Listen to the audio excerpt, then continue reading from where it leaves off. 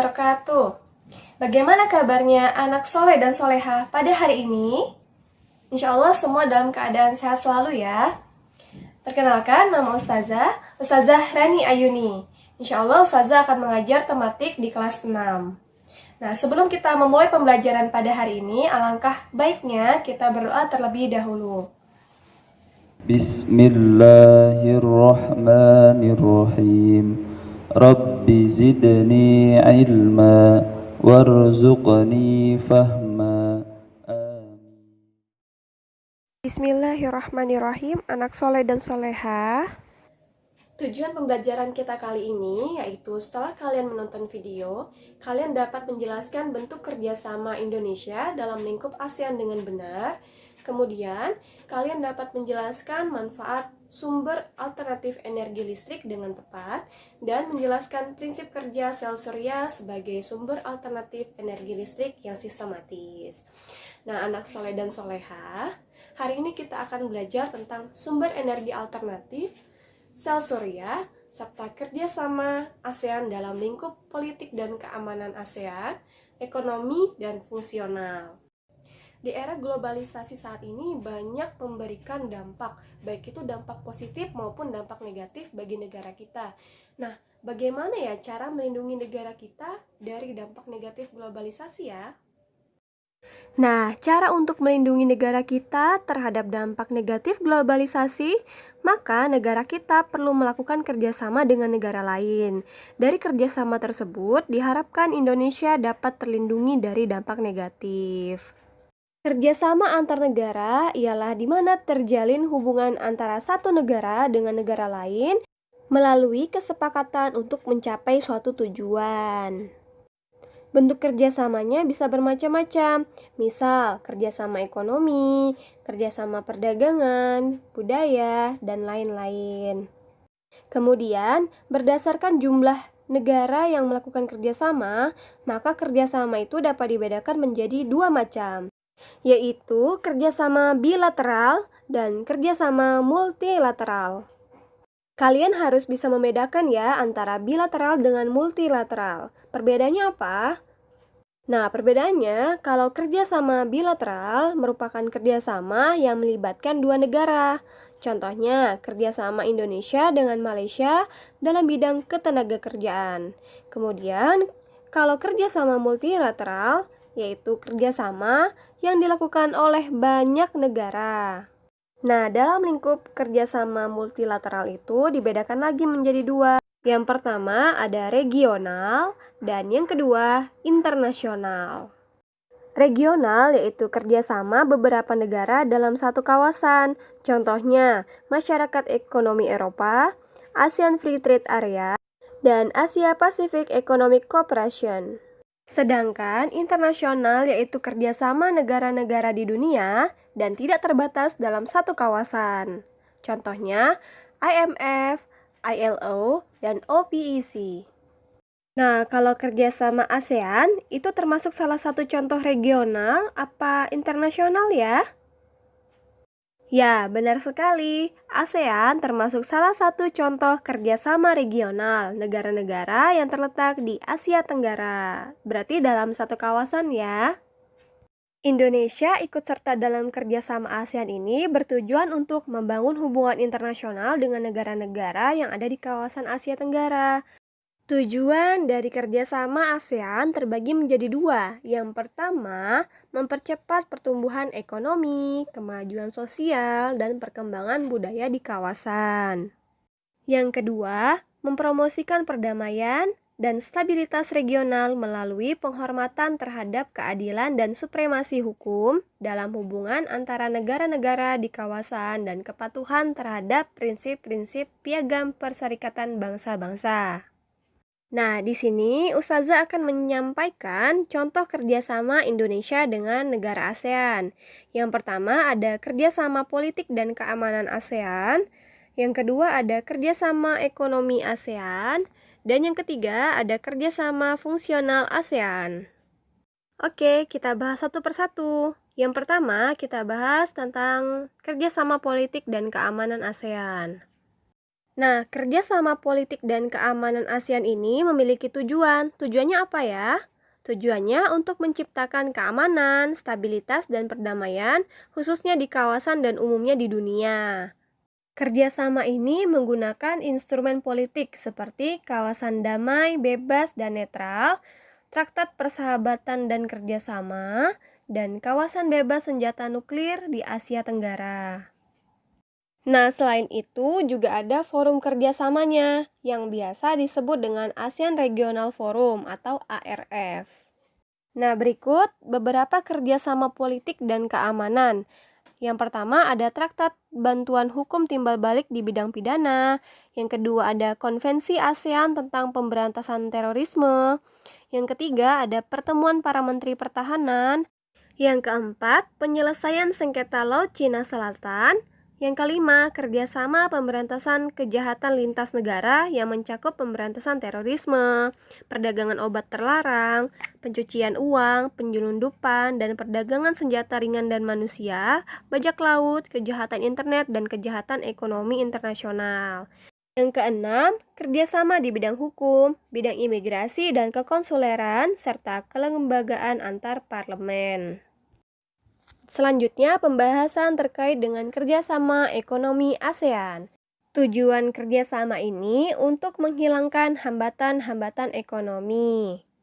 Cakupan kerjasama ekonomi ASEAN seperti sektor perindustrian, perdagangan, dan pembentukan kawasan perdagangan bebas di ASEAN atau AFTA. Nah, ini ada beberapa contoh kerjasama ekonomi. Yang pertama, kerjasama di sektor industri, yaitu ASEAN Industrial Cooperation. Yang kedua, yaitu kerjasama di sektor perdagangan melalui pemberlakuan tarif efektif bersama. Yang ketiga, perdagangan bebas dengan mitra wicara. Yang keempat, kerjasama di sektor jasa. Yang kelima, kerjasama di sektor komoditas dan sumber daya alam. Yang keenam, kerjasama di subsektor pertanian dan kehutanan. Yang ketujuh, kerjasama di sektor energi dan mineral. 8. Kerjasama di sektor usaha kecil dan menengah. Yang kesembilan, kerjasama dalam bidang pembangunan. Selanjutnya, pembahasan terkait kerjasama fungsional ASEAN. Nah, kerjasama ini mencakup di bidang kebudayaan, penerangan, pendidikan, lingkungan hidup, ilmu pengetahuan dan teknologi atau IPTEK, kemudian ada penanganan bencana alam, kesehatan, ketenagakerjaan, pembangunan sosial, pengentasan kemiskinan, pemberdayaan perempuan, kepemudaan, penanggulan narkoba, peningkatan administrasi, dan kepegawaian publik. Wah, lumayan banyak juga ya cakupan kerjasama fungsional ASEAN ya. Oke, Ustazah akan menyampaikan beberapa contoh kerjasama fungsionalnya ya. Contoh kerjasama kebudayaan, penerangan, dan pendidikan yaitu pertukaran kunjungan antar seniman, pertukaran berita melalui televisi, atau juga bisa penyiaran berita dan informasi mengenai ASEAN melalui radio-radio nasional. Kemudian ada kerjasama pembangunan pedesaan dan pengentasan kemiskinan. Kemudian ada kerjasama kesehatan, ketenagakerjaan, serta kerjasama pembangunan dan kesejahteraan sosial. Ada kerjasama ilmu pengetahuan dan teknologi, lingkungan hidup, dan bencana alam. Serta kerjasama sumber daya manusia yang cakupannya di bidang pemajuan wanita, pemuda, serta penanggulangan dan pemberantasan penyalahgunaan, serta peredaran gelap narkotika dan obat-obat terlarang atau P4GN. Pengelolaan yayasan ASEAN, serta bidang kepegawaian dan administrasi. Selain kerjasama yang sudah Ustazah sebutkan tadi, masih banyak kerjasama lainnya yang sudah dibahas pada video sebelumnya. Seperti kerjasama dalam bidang ilmu pengetahuan dan teknologi, di mana salah satu universitas di Indonesia meluncurkan Solar Academy pertama di Asia Tenggara. Mereka mengadakan seminar Solar Energy for Our Future pada Selasa 24 Juli 2012 di Universitas Indonesia. Seminarnya membahas tentang potensi, perkembangan, serta penggunaan energi terbarukan tenaga surya di Indonesia dan di Asia Tenggara. Kalian tahu kan tenaga surya itu apa? Sel surya itu merupakan lempengan tipis terbuat dari silikon yang dapat mengubah langsung cahaya matahari menjadi energi listrik. Jadi, pembangkit listrik tenaga surya atau PLTS memanfaatkan sumber energi alternatif yang berasal dari radiasi sinar matahari untuk mengubahnya menjadi energi listrik. Nah, PLTS sendiri bisa dilakukan dengan dua cara, yaitu secara langsung menggunakan fotovoltaik dan secara tidak langsung dengan pemusatan energi surya. Perbedaannya, kalau fotovoltaik, dia mengubah secara langsung energi cahaya matahari menjadi energi listrik dengan menggunakan efek fotoelektrik. Sedangkan, pemusatan energi surya menggunakan sistem lensa atau cermin. Kalian tahu tidak keunggulan dari pengolahan listrik tenaga surya ini? Kira-kira apa ya kelebihannya? Ya, benar sekali. Kelebihannya adalah sifatnya ramah lingkungan, sehingga tidak menghasilkan polusi yang berisiko mengganggu ekosistem. Di Indonesia, PLTS terbesar pertama terletak di Pulau Bali, tepatnya di daerah Karangasem dan Bangli. Penggunaan PLTS sama halnya dengan kita menggunakan energi alternatif. Apa itu energi alternatif? Energi alternatif berarti energi yang digunakan untuk menggantikan energi utama. Energi alternatif itu energi yang dapat diperbarui yang kita gunakan untuk menggantikan energi minyak bumi atau bahan bakar fosil yang tidak dapat diperbarui. Contoh penggunaan energi alternatif. Yang pertama, matahari. Nah, kalau energi matahari dapat kita gunakan untuk memanaskan air atau menghasilkan listrik. Contohnya PLTS tadi yang sudah kita bahas ya. Yang kedua, angin. Angin dapat digunakan untuk memutar turbin. Yang ketiga, air. Air dapat digunakan untuk menggerakkan turbin yang memutar generator. Yang keempat, gelombang air laut. Nah, gelombang air laut ini dapat menghasilkan banyak energi sehingga dapat diubah menjadi energi listrik. Kemudian ada bahan bakar bio. Bahan bakar bio adalah bahan bakar yang berasal dari hewan maupun tumbuhan. Misalnya ada kelapa sawit, kelapa, jarak, dan kapuk yang bisa diolah menjadi biodiesel. Biodiesel ini dapat digunakan untuk menggantikan solar. Nah, kemudian ada singkong, ubi, jagung, dan sagu yang dapat diolah menjadi bioetanol. Bioetanol dapat menggantikan bensin atau premium. Bahan bakar bio dimanfaatkan untuk bahan bakar kendaraan bermotor atau memasak sesuai jenisnya. Energi alternatif berikutnya yaitu panas bumi.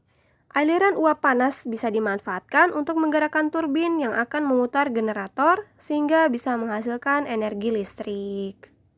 Alhamdulillah anak soleh dan solehah, pembelajaran kita tadi membahas tentang kerjasama ASEAN dalam lingkup politik dan keamanan ASEAN, ekonomi, dan fungsional, serta membahas tentang sel surya dan sumber energi alternatif. Perlu diingat bahwa dalam kondisi seperti ini, di mana kita dalam keadaan pandemi, tetap semangat dan motivasi diri untuk tetap menuntut ilmu ya. Seperti dalam hadis riwayat Muslim, Rasulullah SAW bersabda, barang siapa menelusuri jalan untuk mencari ilmu padanya, Allah akan memudahkan baginya jalan menuju surga. Semoga kita selalu dimudahkan dalam menuntut ilmu, agar Allah mudahkan jalan bagi kita untuk menuju ke syurganya.